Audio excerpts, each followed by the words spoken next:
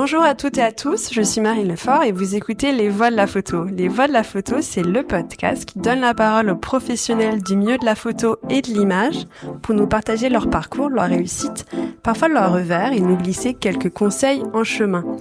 Aujourd'hui, je suis avec Jérôme Sevrin et David Morinière. Bonjour à tous les deux. Bonjour Marine. Bonjour Marine. Et bienvenue dans ce podcast. Merci. Dans cette discussion en collaboration commerciale avec Lumis, je souhaiterais que l'on aborde votre carrière à tous les deux et que l'on revienne sur la jeunesse de Lumis et de ses évolutions. Lumis a toujours été au plus proche des photographes et donc revenir sur les différentes évolutions de Lumis nous permettra de parcourir les transformations que transforment les photographes depuis maintenant 10 ans. Dans ce podcast, j'ai plus souvent explorer l'écosystème de la photographie d'auteur en échangeant avec des galeristes, commissaires, etc. Car j'ai plutôt évolué professionnellement dans le milieu de la photo artistique.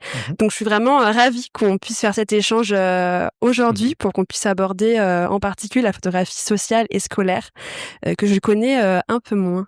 Donc on a un beau programme devant nous. Est-ce que vous êtes prêts? Ouais, carrément. Partant. Pour commencer notre discussion, est-ce que Jérôme, tu pourrais nous dire en quelques mots ce que c'est que Lumis et tous les deux, est-ce qu'il y avait des membres de votre famille ou des proches qui étaient sensibles à l'image? Lumis Photo, en gros, c'est une plateforme de galerie en ligne.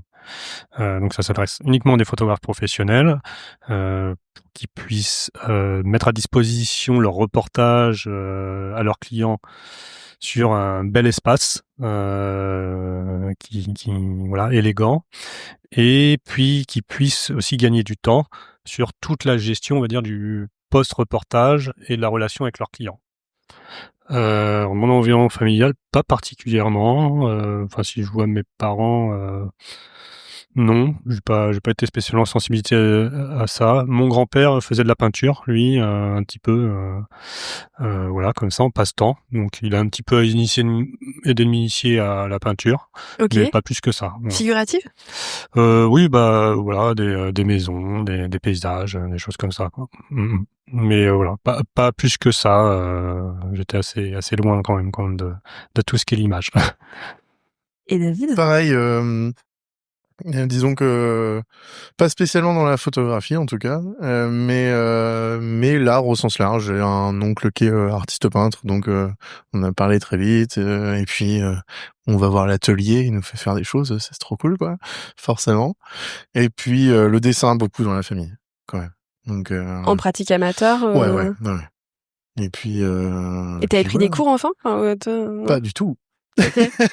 Absolument pas. Parce que parfois on peut être influencé par cette époque-là. Ouais, c'est assez marrant, mais bon, disons que j'ai été beaucoup entouré de gens qui se sont lancés dans des métiers artistiques, mais à titre perso, je me sens incapable de franchir ce pas-là.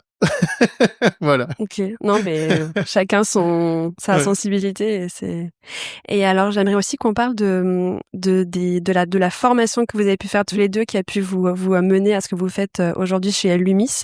Par exemple, Jérôme. Oui. Moi, j'ai fait une formation, une licence, maîtrise, puis à l'époque, on appelait ça un DVSS en informatique. Donc, du coup, vraiment dans le développement logiciel. Et du coup, c'est ça. À Paris ou à Nantes? Oui, à Paris, fac à Paris. Voilà, à Paris-Orsay. Et puis la dernière année à Cergy-Pontoise. Et puis après, je me suis lancé. On en parlera peut-être après du coup, mais premier travail de développeur informatique. Et tu savais à ce moment-là qu'est-ce que tu voulais un peu faire ou Ouais, je suis allé là-dedans parce que j'aimais bien. Voilà, je bidouillais déjà un petit peu, sur des ordinateurs. Je faisais un petit peu de programmation comme ça moi-même. Ok. Enfin voilà, j'en faisais pas un passe-temps complet, mais de temps en temps, j'aimais bien mettre le nez dedans. Et puis tu bidouillais quoi par exemple? C'était des jeux, petits programmes, ouais, voilà. J'essaie de me faire des petits programmes informatiques juste pour tester un peu la programmation. Et puis après, je me suis dit, c'est un peu par défaut en fait, on va dire. Je trouvais ça plutôt facile pour moi. Voilà, donc bon, bah, écoute, on va aller par là. T'aimes bien, c'est plutôt fun. Et puis du coup, bah, je me suis dit, allez, c'est parti. Et du coup, je pense qu'on peut peut-être dérouler jusqu'à Ouais, l'invention de l'UMIS. Quelles ont un peu ouais, été bah les après, étapes j'ai pas fait tant d'entreprises que ça. D'abord une petite entreprise on était 3 dedans, voilà, qui faisait différents projets de développement informatique avec des partenaires européens. Et puis je suis resté environ 4-5 ans dedans. Après, j'ai intégré une plus dans grosse quel secteur? entreprise. Enfin, c'était... Alors ça dépendait des sujets. Ok, En fait, ils s'intégraient dans des gros projets européens l'idée c'est de faire travailler tous les membres de la Commission européenne sur des projets un peu innovants, etc. Donc par exemple, un des projets, c'était donc l'entreprise s'occupait de la partie développement informatique, c'était de concevoir un tribunal médiation, faire la tribunal et médiation mais en ligne. Alors c'était un peu trop en avance sur son temps à l'époque, hein, ça date à ouais, 2003. ok. Ouais, 2003. Donc voilà, j'ai développé en partie, hein, il y avait quelqu'un d'autre avec moi, mais toute cette plateforme-là, et il y avait pas mal du coup, dedans, il y avait des Italiens qui étaient sur la partie avocat, vraiment, pour guider là-dessus. Il y avait voilà, il y avait des Allemands, je sais plus sur quoi ils intervenaient, et puis l'idée, c'était de faire cohabiter tout ce monde-là pour créer une plateforme européenne qui permette de faire ça. Après, l'entreprise, on n'a pas réussi à commercialiser ça, mais je pense que voilà, il y a eu des demandes, mais T'étais déjà c'était à trop tôt. l'initiative? Non, t'étais Non, dans c'était les... l'entreprise dans laquelle je Ah oui. travaillais là-dedans. Voilà. J'ai été embauché dans cette entreprise Hmm. pour développer ça. Voilà. Donc ça, c'est ma première expérience. Et après, deuxième expérience, c'est une autre entreprise, c'est plus dans le monde de la finance, donc rien à voir, dette finance. Et c'est pareil, donc j'ai intégré l'équipe dans le développement informatique. C'était déjà une beaucoup plus grosse équipe, hein. Il y avait entre 10 et 15 développeurs. Et puis après, j'ai pu prendre une casquette un peu plus on va dire, de gestion de projet. Alors dans le monde informatique, c'est pas vraiment gestion de projet, c'est Scrum Master. On rentre dans ce qu'on appelle du développement agile. Donc c'est on participe au développement et en même temps on essaye de faire en sorte que avec l'équipe, on règle certains problèmes pour la rendre plus productive, pour pouvoir livrer des choses de meilleure qualité au fur et à mesure. Donc qui joue un peu le rôle de médiateur et aussi de préserver l'équipe de l'extérieur pour que les développeurs puissent bien se focaliser sur leur travail. Alors, bon, je fais un petit résumé rapide de ce qu'est ce rôle. Mais voilà, donc là j'ai travaillé là-dessus dans cette entreprise très bien pendant 5 ans. Donc un peu moins proche de la programmation, cette expérience. Oui, alors enfin les deux premières années, c'était vraiment du développement. Après, j'ai pris cette casquette-là. Au début, il y avait pas mal de choses à mettre en place, donc moins proche. Et puis après, une fois que les choses tournaient dans l'équipe, j'ai remis beaucoup plus les mains dans la programmation. Hein, je continuais toujours. Et après, je suis un projet d'arriver plutôt avec ma famille sur Nantes, en province, pour quitter la région parisienne. Et puis là, du coup, j'ai pris, voilà, il fallait que je retrouve du travail. J'ai travaillé là 2 ans, Société Générale, et en tant que chef de projet et développeur informatique. Donc là, voilà, je pilotais et développais en fonction de la taille du projet, en gros, les choses. Et puis c'est là où j'ai rencontré à l'époque la personne avec qui j'ai créé l'entreprise Terakis, donc qui a lancé la marque Lumis, avec du coup avec l'envie de créer vraiment son entreprise. Et voilà, enfin, c'était pas si évident de passer je pense, d'une banque à lancer sa boîte. Comment, enfin, quelles a été un peu les premières étapes et le déclencheur? Parce que je pense que c'est qu'il y a quand même une prise de risque. Alors déjà, c'est pas mal de réflexion quand même. On va se dire, voilà, moi j'avais envie de me lancer à mon compte de toute façon. Pourquoi? Pourquoi ? Parce que notamment une grosse société comme Société Générale, en fait, c'est tout ce que j'aimais pas. Voilà. Beaucoup de réunions, mais enfin, je dis, on retrouve ça dans Oui, d'autres sociétés, hein. Enfin, les réunions, plutôt l'impression d'être au milieu d'une chaîne, de pas être convaincu par ce qu'on nous demande de faire, que ça répondrait bien à des besoins, se rendre compte que on va faire des choses et puis 6 mois plus tard, il y a la moitié qui vont être jetées à la poubelle parce que au final, il y a eu un nouveau chef et puis au final, il a dit que il y a eu un changement d'équipe et que ça, c'était plus prioritaire. Voilà, tout ce genre de choses qui me convenait pas, que j'avais vraiment envie de faire de mes mains quelque chose et d'avoir directement pas un impact, mais voir directement que ce que je peux proposer soit utile aux personnes, mais vraiment directement. Voilà, moi comprendre les besoins en direct et leur permettre de faire ça. Donc ça, c'est un des aspects pourquoi j'ai voulu me lancer, pour pouvoir vivre ça. Et la deuxième chose, c'est plutôt une envie d'être un peu plus libre de moi, de mon emploi du temps, de pas avoir à me dire bah voilà il faut faire ça, il faut faire ci, et de faire des choses qui me paraissaient un peu absurdes, voilà, de mon point de vue. Donc ça, j'avais pas envie, un petit peu ras-le-bol de faire ça. Donc c'est aussi une raison. Voilà, donc c'est plutôt on va dire la quête d'une espèce de liberté, on va dire. Voilà, donc ça c'est deux raisons. Et puis une autre raison, mais ça ce qui arrive un petit peu après, c'est vraiment avoir à cœur de créer justement un endroit où les personnes qui travaillent avec moi dans l'entreprise se sentent bien. En tout cas, tout faire pour ça. C'est pas facile, mais en tout cas se sentent bien et que elles soient plutôt heureuses de venir au travail et qu'elles y viennent pas en reculant, quoi. Même s'il y a du travail à faire, mais voilà. Donc essayer au moins de créer un petit peu cet espace. Voilà, en tout cas de me donner les moyens de créer cet espace-là. Et par quoi vous avez commencé? Du coup, vous étiez deux. Oui. J'imagine qu'il y a eu d'autres rencontres. Alors oui, alors déjà la genèse de l'UMIS, c'est la photographe de mariage de mon associé à l'époque, puisque qui est plus mon associé du coup. Voilà, qu'on a rencontré. Au début, voilà, ce qu'on savait faire, c'était du développement informatique, la gestion de projet, tous les deux, mais pas d'idée. Donc on a été voir, on s'est dit par contre, voilà, on sait très bien faire ça, on sait très bien, moi je sais très bien recueillir les besoins, on sait très bien développer. Et du coup on a parlé photographe de mariage. On m'a dit mais nous on a des choses à faire, nos outils sont vieillissants ou on n'est pas bien outillés, donc ça peut être intéressant. Mais du coup c'était notre premier entretien. Et puis entretien, tiens, c'est ça qui est bien avec les photographes, en tout cas la plupart des photographes qu'on côtoie, et à l'époque c'était le cas, tiens, tu peux aller voir un tel de ma part et discuter avec. Ce qui fait que en peu de temps, on a emmagasiné 60 à 80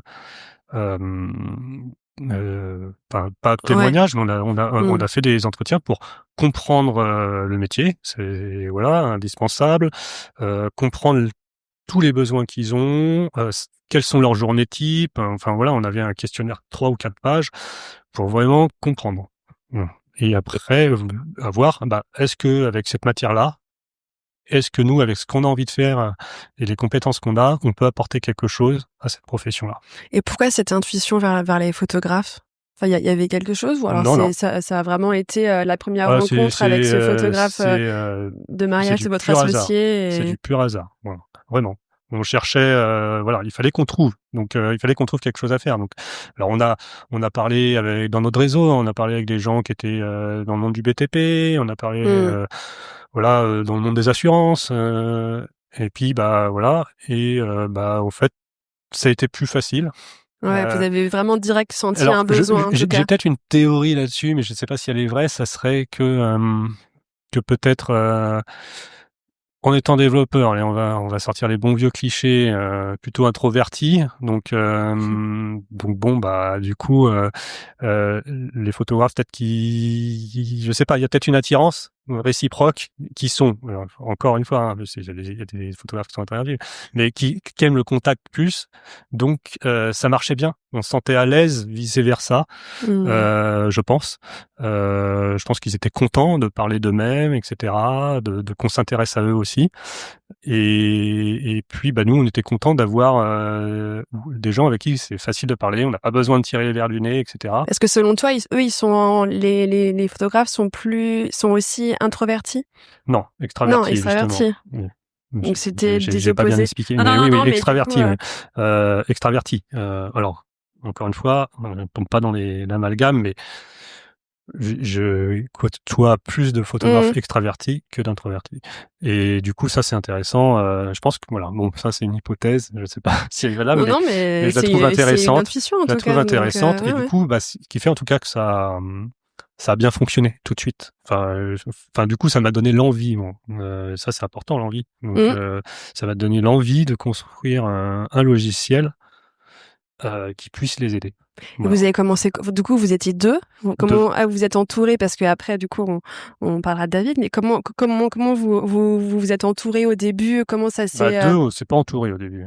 voilà. On Deux, commence. c'est la tête dans le guidon. Faut développer construit. le logiciel. On a identifié que le premier logiciel à faire, c'est les galeries photo, donc Lumis Photo. Là, on est début 2015 où ça y est, on se décide de créer ce logiciel. Donc là, pendant 3 ou 4 mois, on code à fond. Et août 2015, on teste, on fait des petites modifs. Août 2015, on sort le logiciel. Voilà, la première version. Donc non, voilà, c'est vraiment comme ça que ça s'est fait. Et après, bah, en fait, le truc, c'est que c'est un petit peu naïf, on va dire, comme approche, mais en même temps, c'est bien, parce que c'est comme ça qu'on avance. Il faut faire, il faut pas trop se projeter. En tout cas, ça, c'est plutôt ma philosophie, non plus trop loin. Et en fait, on a réussi à vendre. On a commencé à avoir quelques clients. Et là, on se dit, ah oui, mais du coup, on a des clients. Déjà, ils nous font des remontées, forcément. Bon, bah, il faut qu'on continue à faire avancer le logiciel. Ah, mais du coup, il y a du support client. Faut gérer le support client. Puis maintenant, faut développer l'entreprise parce que ça a l'air de marcher, en fait, un petit peu. En tout cas, ça suscite de l'intérêt. Donc voilà, c'est comme ça que ça a commencé. Et du coup, au bout d'un moment, bah, on pouvait plus suivre vraiment le support client, gérer le développement. Et c'est là où j'ai dit, bah, il faudrait qu'on embauche une personne pour nous accompagner, notamment sur le support client. Et donc au début, on cherche des personnes qui ont envie d'intégrer une toute petite équipe et qui ont l'envie de travailler sur plein de sujets au final. Voilà. Et la troisième personne qui vous a rejoint, c'était plutôt une commerciale, C'était une personne très débrouillarde. Déjà, qui a envie de toucher à tout, qui était plus du coup pour gérer la partie marketing, support relations clients, et puis plein d'autres petites tâches, nos premiers salons de la photo, nous accompagner là-dessus, voilà, toutes ces choses. Voilà. Après, nous, on manquait un petit peu d'argent à l'époque, donc je suis reparti faire une 5-6 mois de mission à la Société Générale. Au moment, j'avais gardé les bons contacts, ils m'ont pris tout de suite. Ce qui m'a permis de réinjecter de l'argent dans la boîte pour pouvoir déjà insécuriser le salaire de cette personne. Voilà, parce que nous au début on se payait pas de cette personne parce que nous c'était important. Voilà, donc là c'était des journées denses puisque j'allais au boulot le matin, le midi j'appelais Morgane, mon associé, pour faire un petit point, etc., pour l'accompagner, et puis le soir bah, je développais le logiciel, continuais à développer le logiciel. Ouais, c'était assez fun. Ouais, donc là, c'est les 6 premiers mois, 8 premiers mois qui sont comme ça. Je pense que la première année. Ouais, bien la première année. On a réussi petit à petit à commencer à se dégager un salaire au bout d'1 an et demi, je pense. Voilà, en gros, petit. Et puis ensuite, je me rappelle pas exactement dans quel ordre ça s'est fait, mais bah, c'est là où est arrivé surtout le deuxième logiciel. Alors on a pris des stagiaires aussi, on a essayé de trouver, nous on n'était pas vraiment commerciaux, donc on a essayé de trouver des moyens de développer l'entreprise, donc on a essayé de faire des partenariats avec des influenceurs, on a Qu'est-ce qu'on a fait d'autre? Fait un peu aussi essayer de faire un petit peu de démarchage, parce qu'au début, il faut trouver qu'est-ce qui marche pour trouver du client. Ça c'est en fait, quand on crée une boîte, c'est bien, c'est bien beau. On a le bon outil. On sait qu'on est bien, puisqu'on avait des retours des premiers photographes qui étaient très contents. Mais après, en fait, une grosse partie de l'activité, et faut développer commercialement, d'un point de vue marketing. Et c'est là où on a essayé de trouver ces leviers-là, en fait, pour le développement, le marketing. Voilà, on a essayé de trouver des stagiaires. Pareil pour le commerce. Jusqu'au jour où donc là c'était plus au moment du lancement du logiciel, le Lumi scolaire, où on a embauché un commercial vraiment pour continuer à accompagner le développement aussi des deux outils, quoi. Ouais, j'aimerais après qu'on revienne sur les différentes évolutions. David, ton parcours avant l'arrivée chez Lumis. Mon parcours, j'ai fait au niveau des études, j'ai fait 2 BTS. Un BTS commerce, donc NRC, qui était dans les assurances, donc absolument rien à voir avec ce que je fais aujourd'hui. Et puis après ce BTS-là, j'ai enchaîné direct sur un deuxième sur de l'informatique. Et là, c'était plus admin réseau. J'avais quoi 21 ans, je crois. Je m'imaginais technico-commercial dans l'informatique. Et évidemment, le plan s'est absolument pas déroulé comme ça.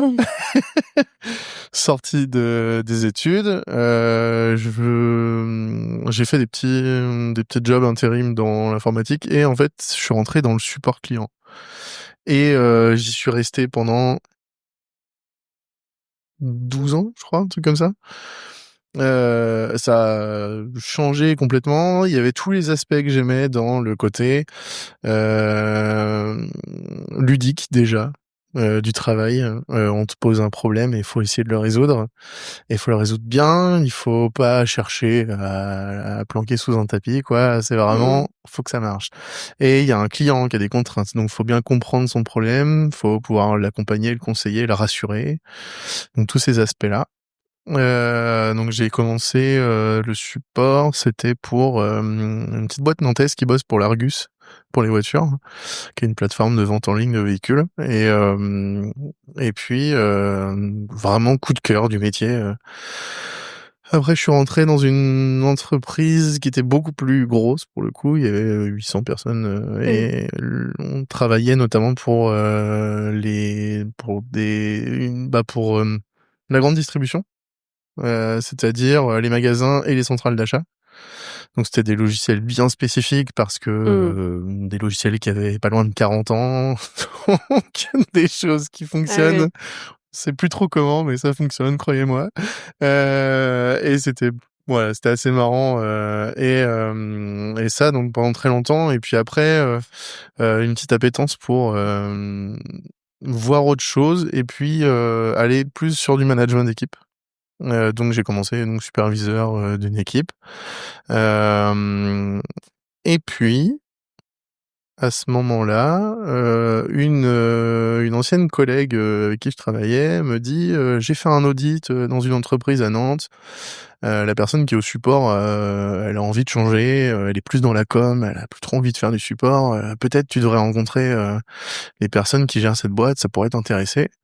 Donc c'était Terrakis, Lumis. Et donc voilà, ça s'est fait comme ça. Un tuyau qu'on m'a donné. On a organisé, on s'est fait un resto. Et puis on m'a super bien vendu la boîte parce que vraiment on s'est très vite entendu. Donc je suis revenu la semaine suivante parce que j'avais envie de la voir, cette boîte, la fameuse, faire un deuxième entretien. Bon, le deuxième entretien était mémorable parce que pour la petite histoire, tu sais, quand tu fais un entretien d'embauche, t'essayes toujours faire bonne impression. Bon, c'est mieux, ouais. voilà.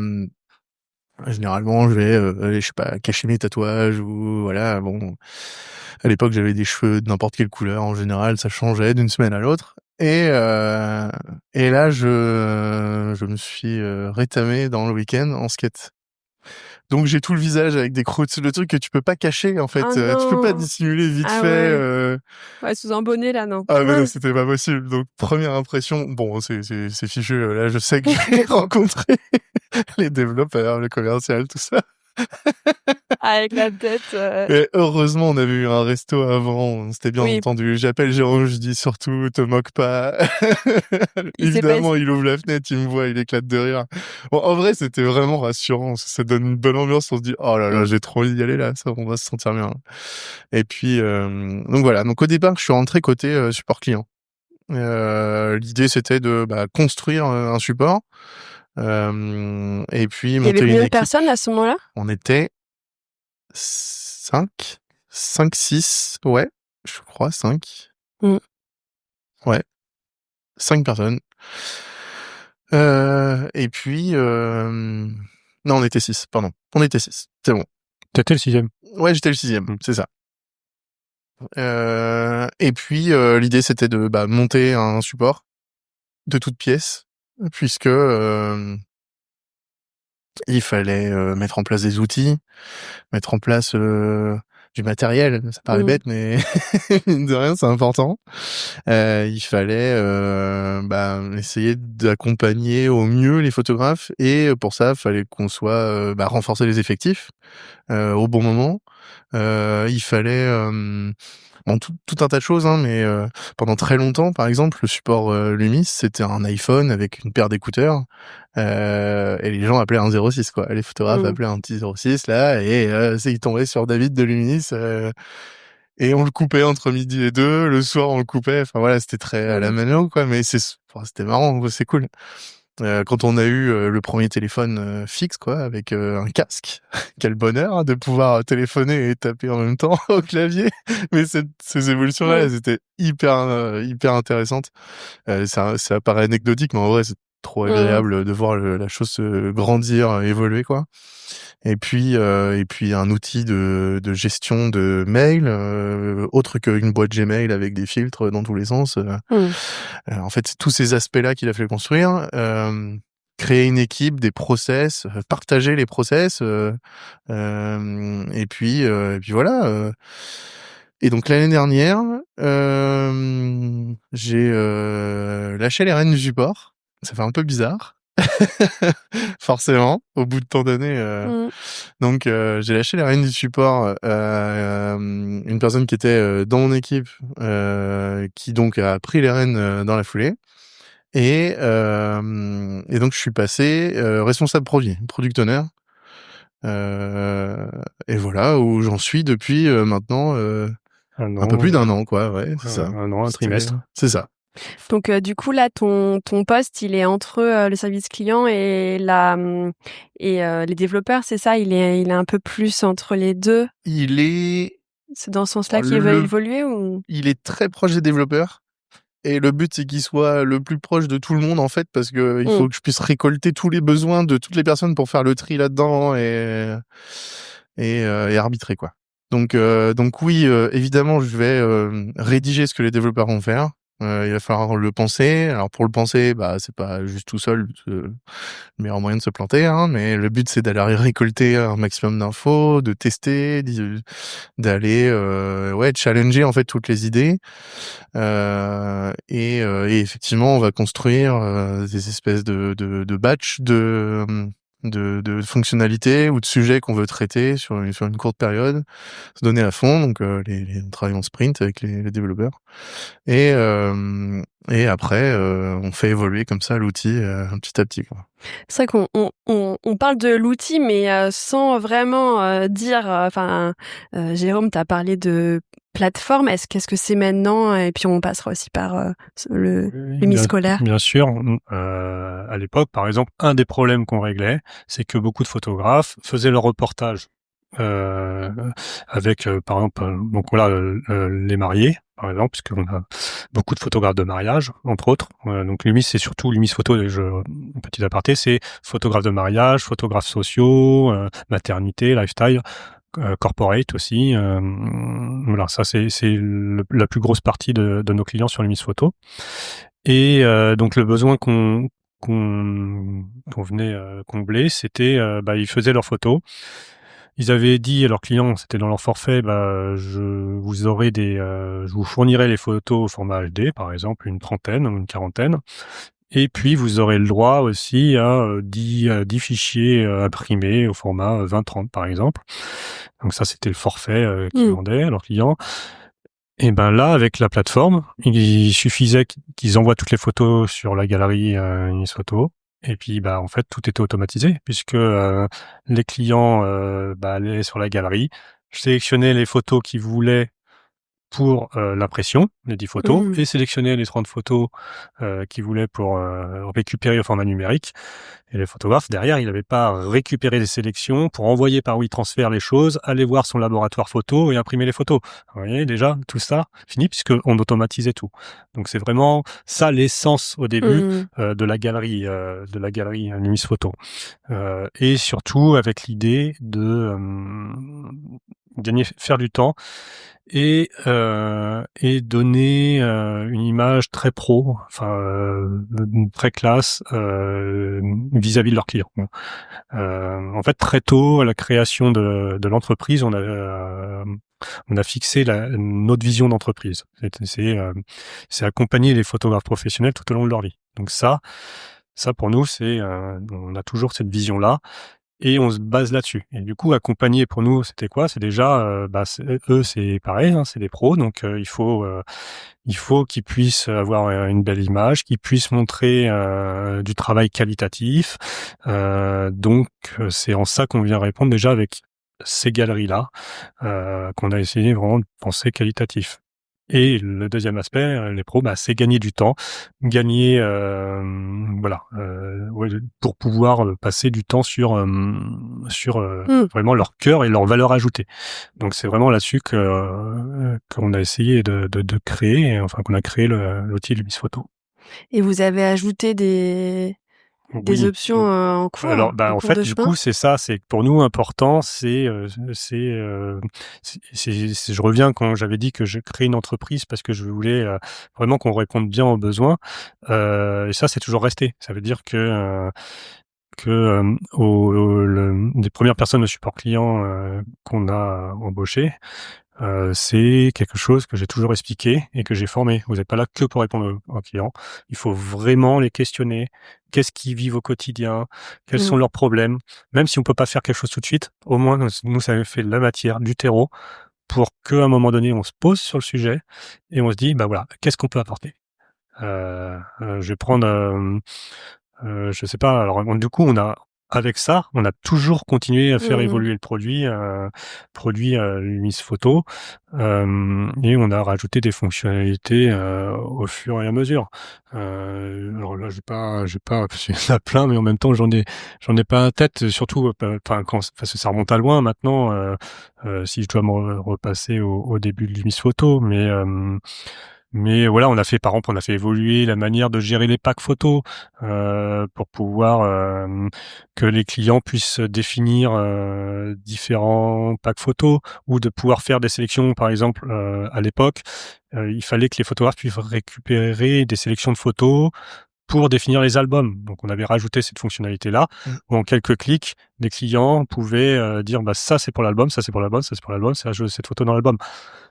Et puis, quand le client validait, le photographe recevait directement un email. Votre client a fait un choix, a fini de faire le choix des photos pour l'album. Donc du coup, il n'est pas obligé de toujours être avec son client. Voilà, on a rajouté des outils de suivi aussi pour voir un petit peu si les clients se connectaient sur les galeries, combien il y avait de mariés qui se connectaient. Donc tout ça, on a enrichi la plateforme aussi bien d'un point de vue design, mais aussi dans l'aile marketing et aussi dans l'outillage du quotidien pour faire gagner du temps, mais essentiellement grâce au retour de nos clients et de ce qu'ils vivent au quotidien. Vous aviez il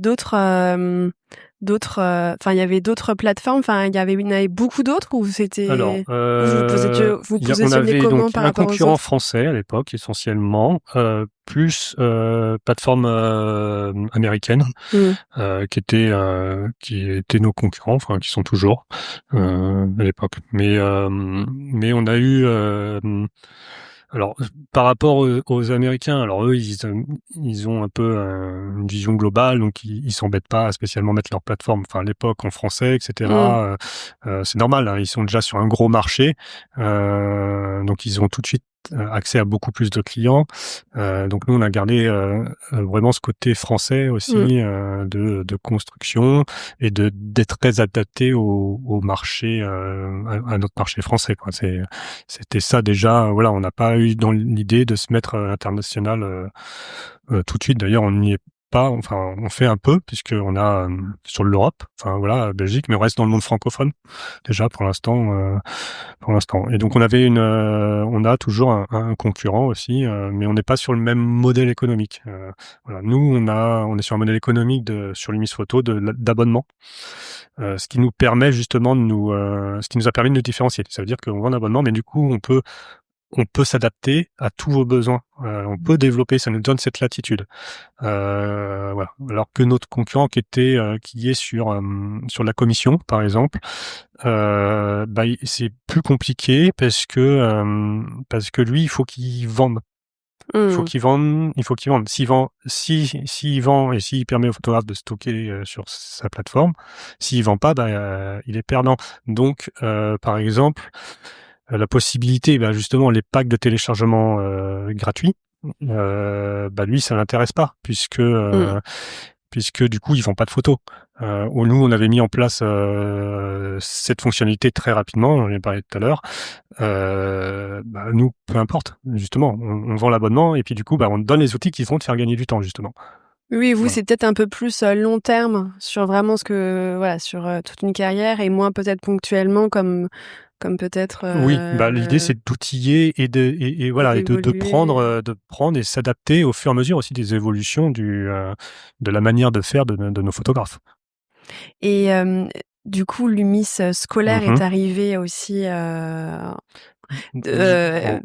2018. Exactement. Début 2018. Par un besoin aussi des photographes. Exactement. Comment ça s'est passé ? Justement, c'est grâce à cette première étude Lumis Photo. On avait un photographe sur Nantes qui faisait que du scolaire. Il a dit c'est trop bien ce que vous faites. J'ai regardé. Je faisais pas mal de mariages avant. J'aime beaucoup ce que vous faites. Et nous maintenant, on fait que du scolaire.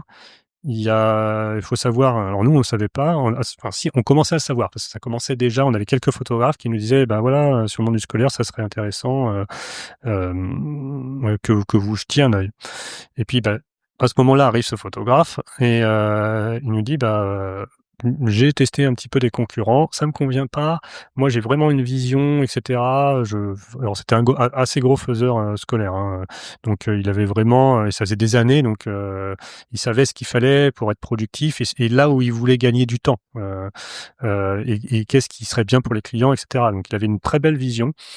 Et il a dit moi je vous apporte ça, la connaissance, vous m'aidez à construire du coup un outil qui puisse répondre à mes besoins.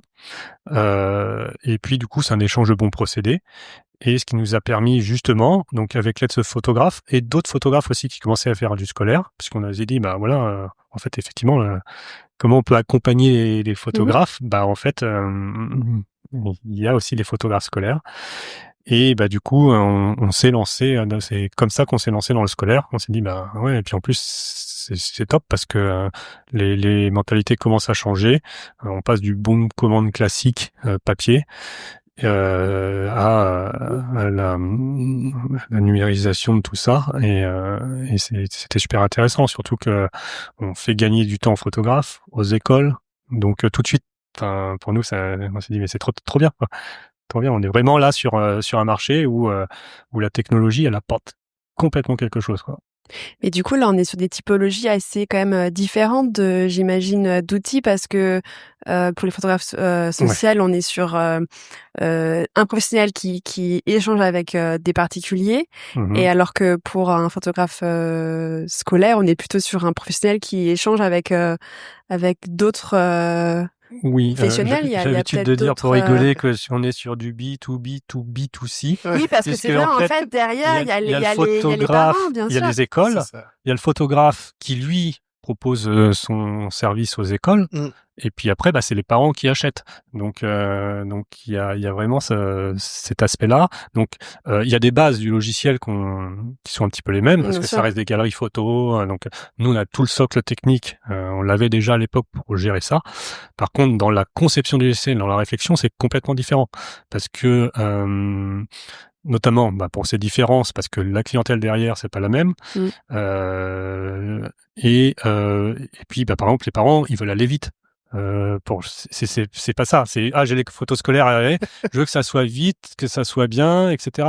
Alors que les mariés qui découvrent leur mariage ou la jeune maman qui découvre les photos de son petit bébé, c'est l'émotion tout de suite. Donc c'est vraiment différent. Donc du coup, il faut concevoir les interfaces côté, on va dire, client du photographe de manière complètement différente.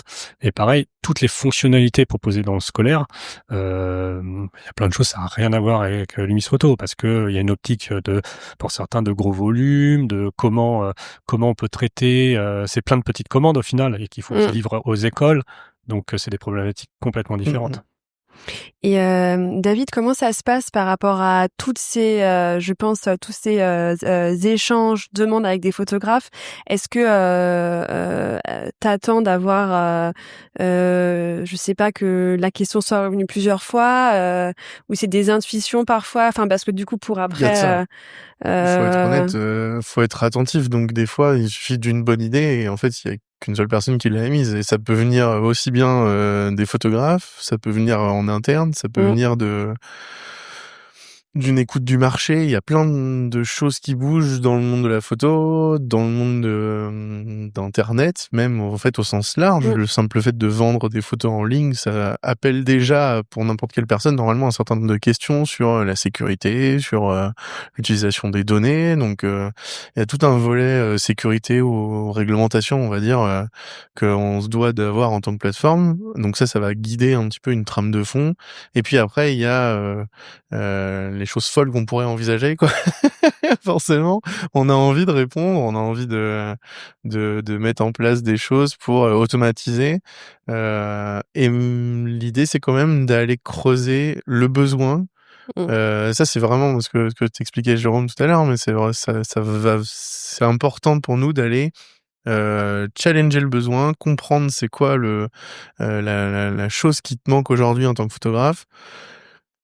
Plus que de dire j'ai besoin que vous ajoutiez un bouton.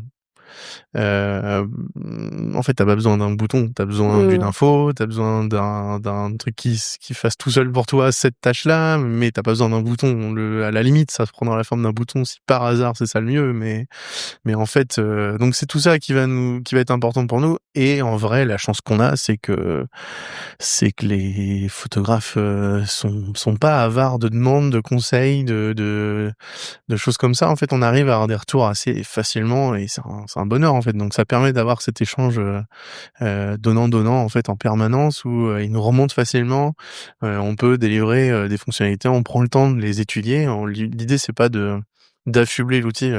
Ce que tu disais tout à l'heure, hein, ouais, Lumis Photo typiquement va avoir 10 ans. On peut facilement imaginer le nombre de fonctionnalités qui ont été ajoutées depuis la première fois où ça a été mis en ligne. L'idée, c'est pas de dire il y a des boutons partout maintenant, c'est trop cool. Ça a rien de cool, c'est plutôt effrayant en l'occurrence. Je pense que n'importe quel photographe couvre Photoshop la première fois ou Lightroom, il a envie de partir en courant. Donc c'est à nous de trouver l'équilibre. Aujourd'hui, Lumis Photo, on a des offres, les abonnements sont différents et donnent accès à plus ou moins de fonctionnalités.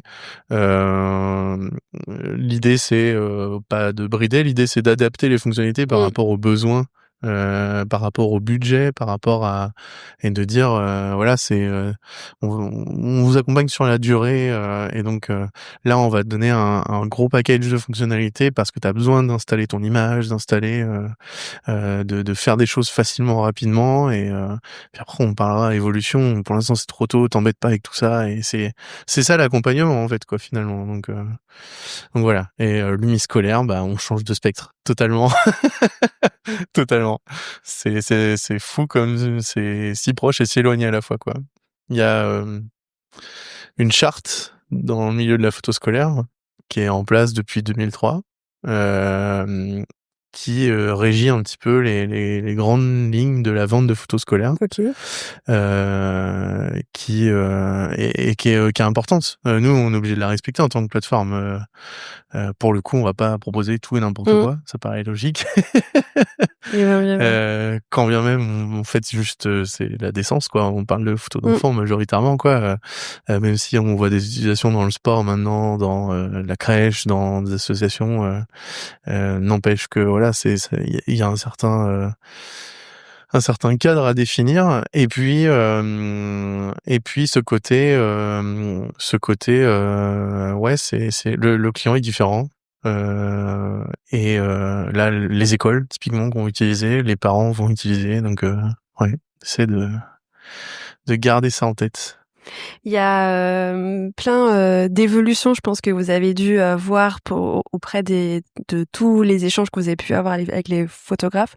Quand on se parlait avant cet entretien, vous me disiez que depuis le Covid, vous aviez vu une fragmentation au niveau des statuts, et qu'il y avait des photographes qui étaient devenus, qui étaient auto-entrepreneurs et qui du coup vendaient des prestations. Voilà, j'aimerais qu'on parle un peu de quelques évolutions, et de vous, comment est-ce que vous pouvez aussi accompagner ces évolutions, et comment vous l'avez vu avec vos échanges. Alors déjà il y a plusieurs choses. Il y a déjà ça s'est fait. Alors oui, évidemment le Covid, ça, en tout cas j'ai ressenti que ça avait accéléré un phénomène, mais qui était déjà là, déjà avec l'arrivée du statut auto-entrepreneur à l'époque. Il y a eu beaucoup de gens qui se sont mis en reconversion pour devenir photographe, qui est beaucoup un métier passion, voilà, où il y avait des gens qui avaient ça dans la tête de vouloir vivre de ça, bah en ont profité. Voilà, donc il y a ceux qui ont continué à garder leur activité et qui faisaient ça aussi à côté, donc il y a eu pas mal de choses comme ça, donc ça a vraiment fragmenté, hein, et ça date de 10 ans en fait, où il y a le nombre des studios pignon sur rue qui a complètement disparu, enfin vraiment, enfin il y en a presque plus dans les villes. Et en fait, cette évolution, elle a continué pour moi à s'accélérer. Et pendant le Covid, bah, du coup, il y a eu pas mal de créations et de gens qui ont souffert, du coup, bah, qui n'arrivent pas à sortir la tête de l'eau. Donc, en fait, ils créent leur activité, mais 3 ans plus tard, ça se ferme. Alors, ça s'est accéléré avec le Covid, mais en même temps, le Covid, il y en a beaucoup qui en ont profité, bah, parce que pour mûrir leur projet, donc ils se sont lancés aussi, quoi. Moi, je crois que, en fait, surtout sur le monde du social, etc., il y a une concurrence beaucoup plus accrue des photographes sociaux, voilà, corporate, maternité. Et il y avait un rapport d'ailleurs à l'époque, mais qui remonte à peut-être une petite dizaine d'années ou 8 ans maintenant, comme ça. Je crois qu'avait fait la Fédération nationale de la photographie, FNP, justement, qui avait fait une étude un peu sociologique sur les photographes et qui expliquait que de toute façon, le monde de la photographie, on irait vers beaucoup plus de diversification. C'est-à-dire qu'un photographe, il y aurait de moins en moins le photographe de mariage, etc.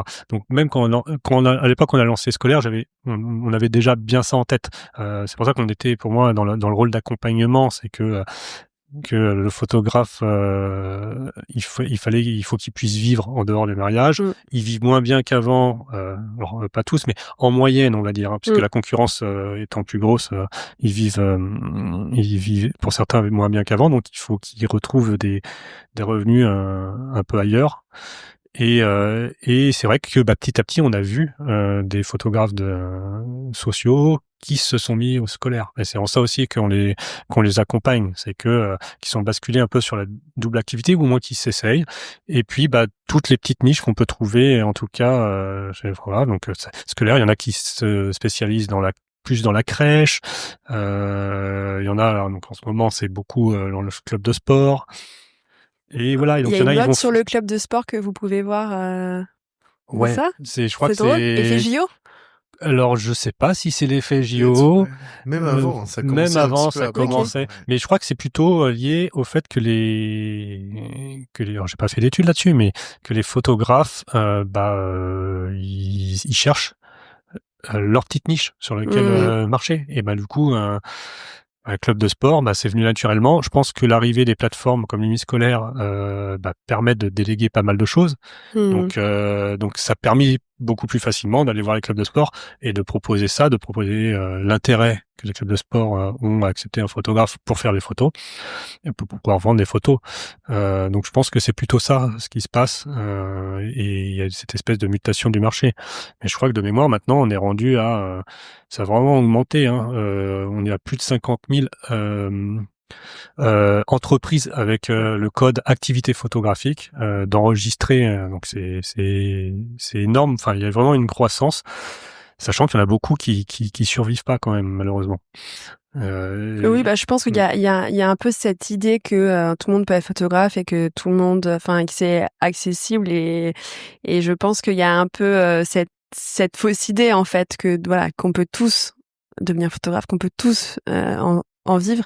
Et du coup, un autre sujet qui m'intéressait aussi, c'est que vous pouvez voir avec les échanges que vous avez parfois cette peur de vendre, enfin en tout cas, et que du coup cet accompagnement aussi sur réfléchir à des offres, réfléchir à proposer des choses en plus, ça veut pas dire avoir cette image de quelqu'un qui va essayer d'arnaquer ou en tout cas qui est négatif, mais en tout cas voilà, je l'explique mal, mais qu'en tout cas vous c'est votre, qu'en tout cas c'est cette peur de, en tout cas mais je pense que c'est très français d'avoir ce rapport avec l'argent. Mais nous c'est ce qu'on essaie vraiment d'offrir avec c'est pour ça que j'insiste sur cette vision là, parce que les outils, les fonctionnalités qu'on va sortir, c'est déjà d'être dans l'air du temps. On pourra parler plus tard de la fonctionnalité retouche, par exemple, pour bien illustrer ça, mais pour revenir un peu sur cette peur. C'est un bon exemple de fonctionnalités qui ont été en place pour justement accompagner aussi une modification on va dire, de la manière de travailler des photographes. C'est-à-dire que avant, alors pas tous ne travaillaient comme ça, mais on accompagne tout le monde parce que chaque photographe a sa manière de travailler aussi. C'est ça qui est bien dans nos outils, c'est que on fait en sorte que ça s'adapte pour chacun. S'il y en a qui ont envie de fonctionner que comme ça, mais il n'y a pas de problème, et il peut le faire avec nous. Et la retouche, c'est qu'il y avait de plus en plus de photographes qui disaient, mais voilà, moi pour gagner du temps, je préfère envoyer mes photos juste très rapidement retouchées, mais très rapidement, à la va-vite en automatique, à mes clients pour qu'ils aient très rapidement le résultat. Et là, il me fait une sélection de photos qu'il aimerait que je passe plus de temps à retoucher. Et en fait, il y avait certains photographes qui s'insurgeaient de ça. Ils disaient, mais non, tu retouches bien toutes tes photos avant, mais s'il y en a d'autres qui veulent travailler, pourquoi pas? Nous, on n'est pas là pour juger, mais justement, on est là pour accompagner. Et là, c'est toute la force. C'est que le support relation client a détecté qu'il y avait des photographes qui disaient, voilà, du coup, moi, j'envoie ça avec votre plateforme. Du coup, après, on me renvoie par mail des sélections et que après, du coup, je recrée notre galerie, etc. Et puis quand on a eu 2-3 photographes qui faisaient ça, on se dit mais ça doit être un enfer pour eux. On perd tout l'intérêt d'une galerie. Voilà, on perd tout l'intérêt. Ah oui. Donc du coup, on a créé et là du coup on est dans l'air du temps. Ça veut dire que on répond exactement à un peu une transformation de travailler pour certains photographes.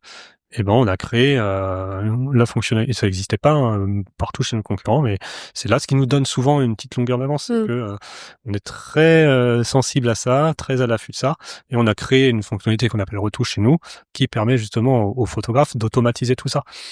Et donc du coup, ce qui fait que ils envoient les photos sur les galeries, les clients font bien la section et directement sur l'outil. Le photographe est tout de suite alerté, il peut faire ses retouches et renvoyer directement sur la galerie, et là ça part directement au laboratoire. Il n'y a pas d'intermédiaire, etc. Donc il gagne un temps fou. Et voilà, c'est aussi sur ces petites choses-là où on essaye d'accompagner par l'outil des modifications de la manière de travailler ou du marché, toutes ces choses-là. Alors je finis du coup sur la peur. Cette peur... en fait, nous, on fait le maximum. En fait, on est au-delà d'une plateforme. En fait, ce qu'on offre, c'est pas que des plateformes. On est dans l'accompagnement. On essaye au maximum. Alors, on reste un bel outil qu'on met en place pour les aider, mais on essaye de donner le maximum, puisqu'à force de côtoyer les photographes, de voir ce qui marche, etc., on a acquis énormément d'expérience. Et voilà, c'est pour ça qu'on donne beaucoup de. Enfin voilà, on a des guides du photographe, guide du photographe scolaire. Bah là, on vient de publier le guide pour le sport. Et ben, on vient de Par publier le exemple. guide pour le sport, par exemple. Donc ça, c'est l'accompagnement, et ça, c'est vraiment quelque chose qu'on a remarqué sur pas mal de photographes, justement, ce que tu disais. C'est la peur d'aller vendre son produit, en fait, de dire non, mais je vais pas aller vendre des impressions à mes mariés alors qu'ils me payent déjà pour la prestation. Ça dépend. Combien tu vends ta prestation? Enfin, combien?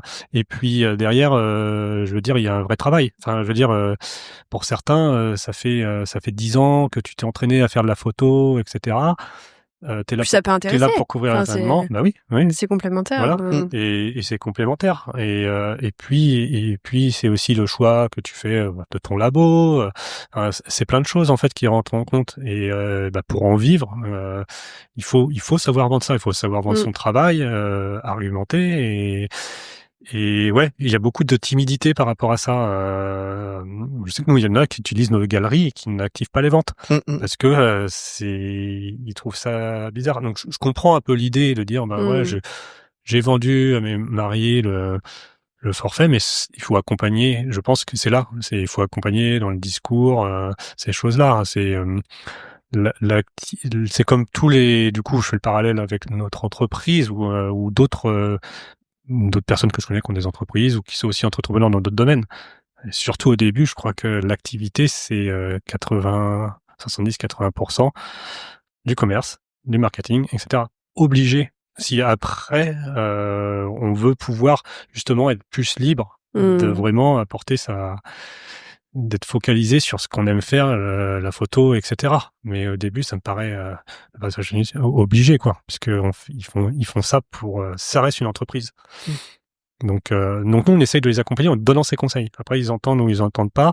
Et après, il y en a qui se débrouillent aussi très bien comme ça. Hein. On n'a pas la science infuse, mais en tout cas, on essaye de donner ce qu'on voit, les choses communes. On sait que ça marche, que globalement ça marche. Voilà. Et d'ailleurs, David parlait du podcast. C'est aussi notre manière qu'on a de. On adore quand les photographes ils se parlent entre eux et qu'ils se donnent des petits trucs et astuces. Parce que je pense que c'est toute la profession qui gagne au final et qui continue à monter en niveau et toutes ces choses-là. Naturellement, déjà, c'est un métier où les photographes parlent beaucoup entre eux et spontanément, ils sont curieux d'aller tester certains domaines de la photo. Ça va les amener vers des formations sur des domaines spécifiques. Ça va leur faire rencontrer des gens, d'autres photographes. Donc même sans nous, ils échangeraient. Donc là, avec nous, si on peut leur apporter, on capte. Forcément, on va centraliser un certain nombre de choses d'habitude. Là, il y a des ventes qui vont se passer, qui vont passer par chez nous, qu'on va pouvoir regarder, observer. On va leur fournir un observatoire tous les ans des prix des ventes et leur dire, par région, c'est ça les paniers moyens, un tirage 20-30 centimètres, c'est vendu tant en moyenne. Et c'est des infos où, quand tu te lances en tant que photographe et que tu dois dire je dois mettre un prix sur les choses que je fais, clairement, c'est un défi bien plus insurmontable que de trancher entre un nom de studio. Enfin bref, juste mettre une valeur marchande, c'est très compliqué. Et ça, voilà.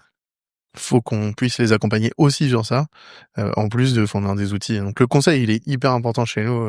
Ouais, on tient à avoir cette proximité-là avec eux parce qu'on a chacun notre métier. En plus, on cherche pas à faire de la photo, on cherche à les aider à faire de la photo. Ouais. Oui, et puis, non, c'est bien. Non, j'allais juste rebondir là-dessus, c'est que Je comprends en plus tout à fait ça, parce que tu parlais de fixer un prix, un produit. C'est pas évident. C'est pas évident à faire.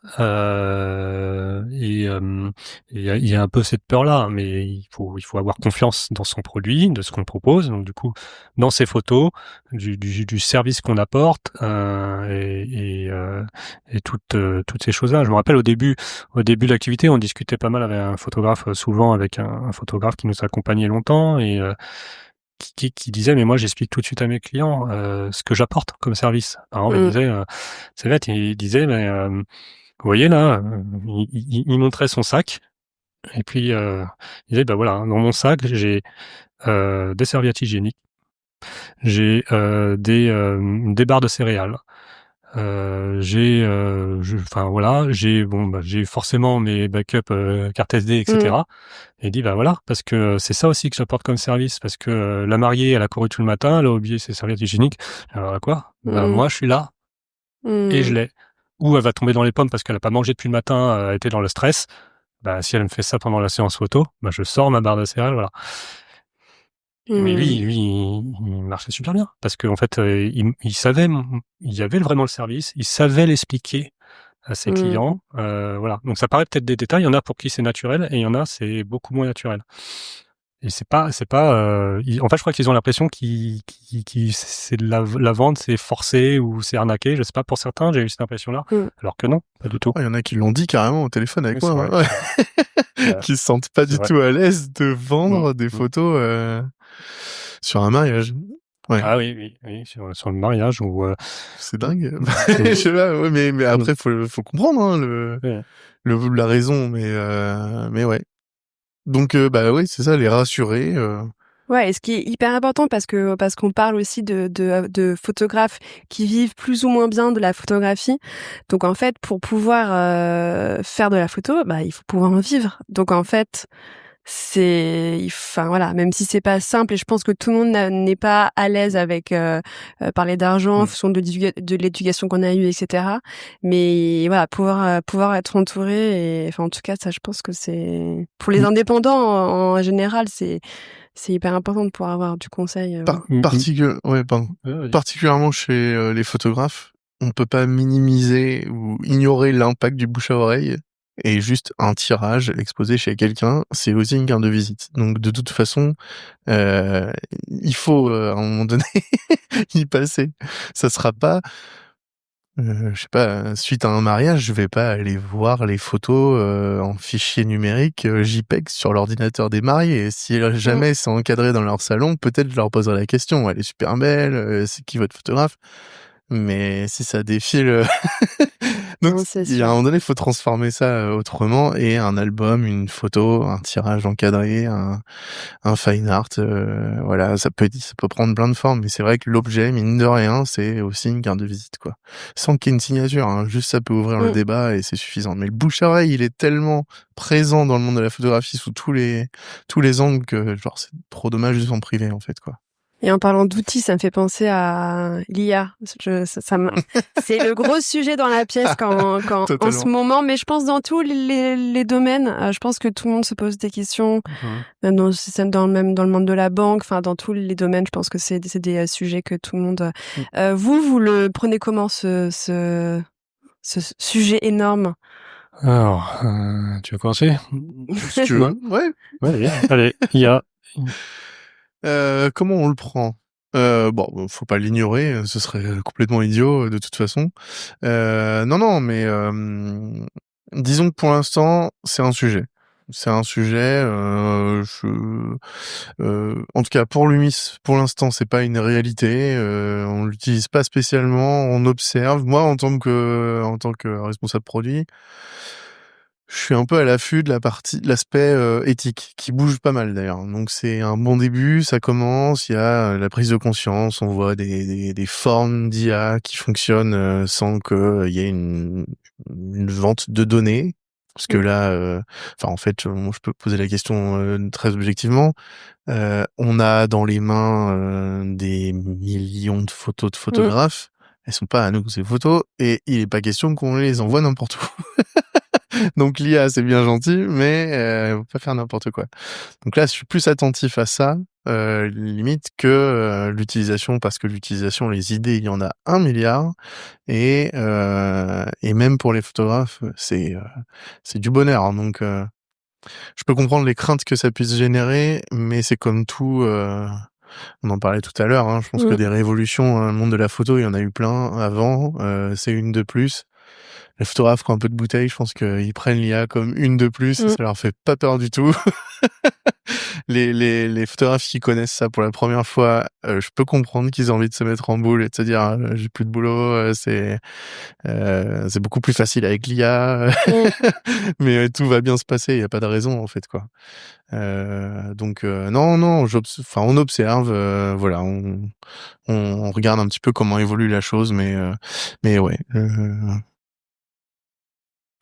Ouais, je peux rajouter des choses de mon point de vue, c'est que on observe parce que c'est pour moi encore récent, ça bouge très vite. Enfin, j'ai vu des entreprises qui à peine l'IA sorti, collaient des logos IA sur pratiquement ça en disant on a de l'IA, tout en sachant qu'en fait il n'y a rien qui avait évolué dans l'outil. Donc voilà, donc nous on n'a pas spécialement envie de faire ça. On a envie de bien comprendre en quoi, si un jour on doit rajouter vraiment une partie IA sur nos outils, il faut qu'on l'a, comme on dit, il ne s'agit pas de mettre un bouton pour mettre un bouton. C'est bien comprendre comment on peut accompagner. Sachant qu'en fait, il y a déjà beaucoup d'outils pour les photographes en amont sur la sélection des photos, sur des applications de filtres automatiques maintenant qui s'adaptent vraiment au style du photographe. Voilà, maintenant ça existe, ça commence à être vraiment de plus en plus performant. Donc nous, on n'a pas vocation à concurrencer ça. Donc il faut savoir que ça reste dans le domaine de notre outil. Qu'est-ce que ça peut apporter par rapport, en tout cas actuellement, à nos galeries, etc. et faire gagner du temps. Donc ça, c'est le premier point. 2, je rejoins David sur l'aspect éthique et notre responsabilité. Par exemple, sur les photos d'enfants, en fait, il y a beaucoup de boîtes qui le font, mais en fait, ils passent par des mastodons, hein, du Amazon, etc. C'est eux qui traitent derrière l'IA et qui font l'IA. Et du coup, ça veut dire envoyer les photos chez eux, et puis en fait, ils enregistrent toutes on appelle les métadonnées sur ces photos-là. Ça, j'ai pas envie d'aller vers là. Donc ça veut dire qu'il faut qu'on réfléchisse bien pour garder le truc en interne, pour sauvegarder tout ça. Et je sais pas si tout le monde a bien conscience de tout ce que ça implique l'IA aussi. C'est encore une porte ouverte à encore plus de données. Donc du coup, pour nous, on fait comme à chaque fois, qu'on prend vraiment le temps de la réflexion. Avant d'avancer et pour proposer quelque chose de bien. Donc on n'est pas fermé, voilà. Et pour les photographes, je pense que c'est bien, tout simplement, comme dit David, ça leur fait gagner du temps sur plein de choses. Enfin, t'avais justement interviewé un photographe qui disait voilà, ça m'a permis, maintenant j'ai bien rodé, mon IA l'a bien appris sur mes photos, elle est capable de faire économiser sur le traitement exactement par rapport à mes retouches, à mes retouches, à mes réglages de retouches. Elle le fait même presque mieux que moi. Ou sur le scolaire aussi, il parlait des reflets sur les lunettes. Ah ouais. Ça, c'est long pour les photographes scolaires. Maintenant, c'est de plus en plus performant avec l'IA. Du coup, ça permet à quoi disait le photographe, je gagne du temps sur ça. Donc du coup, ça me permet peut-être une photo que je trouvais superbe, mais qui était gâchée par un